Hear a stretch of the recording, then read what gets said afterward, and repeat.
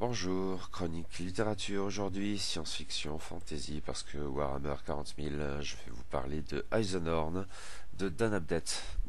C'est un omnibus qui reprend une trilogie, les titres originaux des trois romans étant Xenos, Malleus et Hereticus. C'est traduit de l'anglais par Nathalie Huet et Julien Drouet et publié aux éditions Black Library dans la collection Omnibus. Alors originellement ça date de 2004, 2018, 2019 pour cette édition et ça fait net 957 pages. Lecture de confinement Warhammer 40 000 suite avec un beau bébé cette fois de pas loin de 1000 pages écrit tout piti. L'omnibus compilant toute la trilogie consacrée par Dan Abnett au personnage de l'inquisiteur Gregor Eisenhorn. On y trouve donc les trois romans de la série, sobrement titrés Xenos, Malleus et Hereticus, ainsi qu'une nouvelle arrière-plan pour une couronne de plus qui prend place entre les deuxième et troisième tomes. La trilogie Eisenhorn occupe une place particulière dans les publications de la Black Library portant sur l'univers de Warhammer 40 000. Déjà, elle est due à Dan Abnett, parmi les auteurs les plus prolifiques, mais aussi et surtout les plus réputés de la Black Library, mais la distinction fondamentale est ailleurs. Dans cet univers où il n'y a que la guerre, la trilogie Eisenhorn prend un peu de champ par rapport aux récits de conquêtes et de batailles.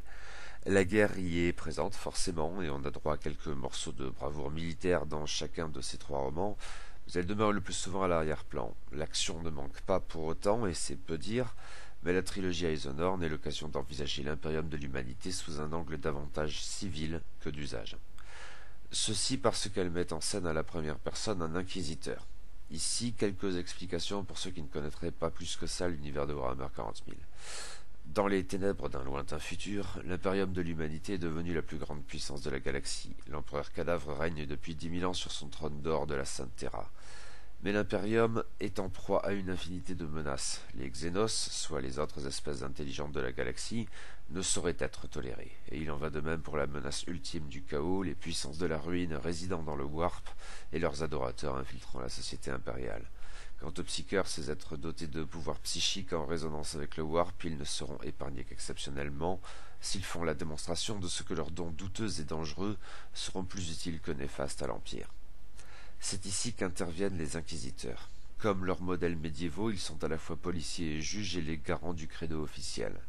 Dans l'univers de Warhammer 40 000, les inquisiteurs figurent parmi les plus puissants personnages de l'humanité.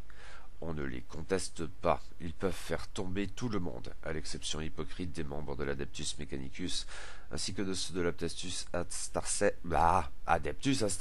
soit les fameux Space Marines, trop utiles pour qu'on les taquine sur des points de doctrine.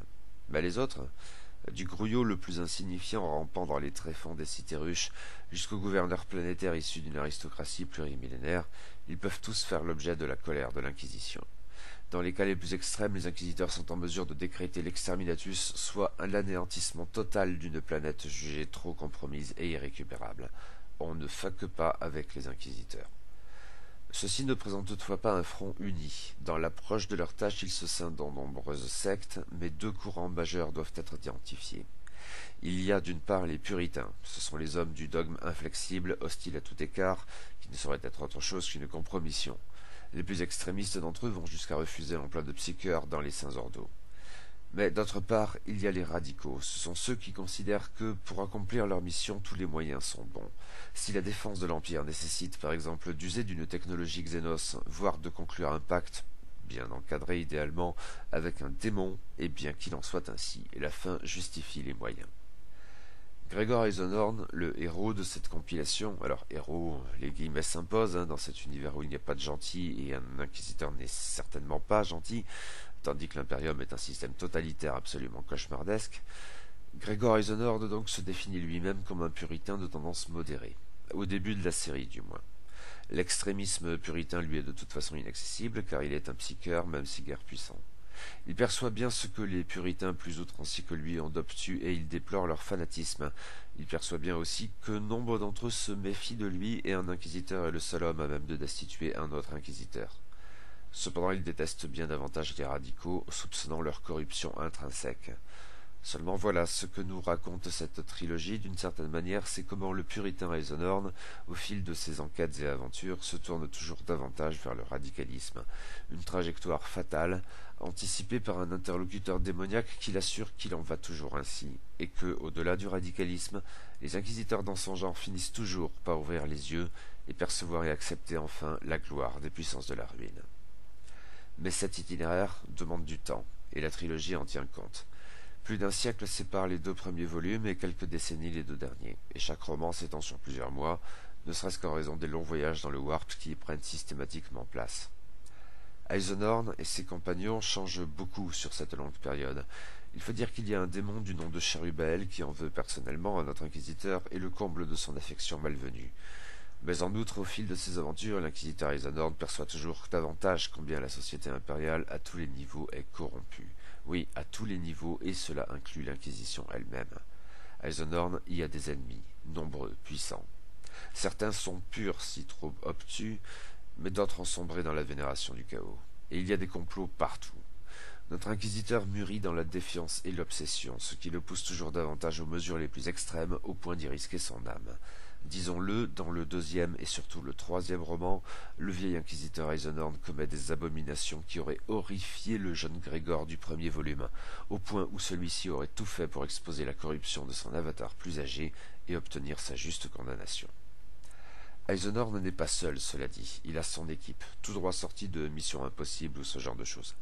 Elle évolue, elle aussi. En fait, le premier chapitre du premier roman donne le ton qui voit aussitôt une assistante badass de l'inquisiteur, qu'on aurait pu croire durable, se faire défoncer irrémédiablement la chaudron. D'autres de ces assistants d'Eisenhorn seront dans ce cas par la suite, tout spécialement dans le très violent dernier volume, même si, comme à son habitude, Dan Abnett triche un peu à l'occasion. Mais passons, l'important c'est que Grégor n'est pas seul. Parmi ses assistants, on trouve par exemple le savant Aemos ou encore l'intouchable Beckwin. Une intouchable dans l'univers de Warhammer 40 000 est une personne dotée d'une résonance psychique négative. Comme telle, elle perturbe les psycheurs proches et les empêche de recourir à leur pouvoir. Les exemples les plus célèbres de ces intouchables sont les Sœurs du Silence. Donc ces deux-là par exemple, mais aussi quantité de pilotes, de gardes, de snipers, d'espions, etc. Il y a aussi des alliés qui ne lui sont pas subordonnés, par exemple le libre marchand Tobias Maxilla et divers inquisiteurs, encore que les sentiments de ces derniers varient, les ennemis devenant des amis et vice-versa. En tout cas, il a du pain sur la planche. Je ne vais pas rentrer dans le détail des histoires narrées dans ces romans, mais sachez du moins que ça bouge beaucoup, ça va à fond la caisse et quasi non-stop. Au point en fait où parfois on a l'impression que Dan Abnett improvise et développe son récit au fil de la plume, sans avoir forcément de plan d'ensemble. Au pire, cela produit quelques écueils dans la rythmique. Clairement, la fin du second roman est bien trop expédiée, après un intermède probablement un peu trop long et qui s'insère plus ou moins bien dans la trame globale. Il y a de cela aussi dans le dernier volume.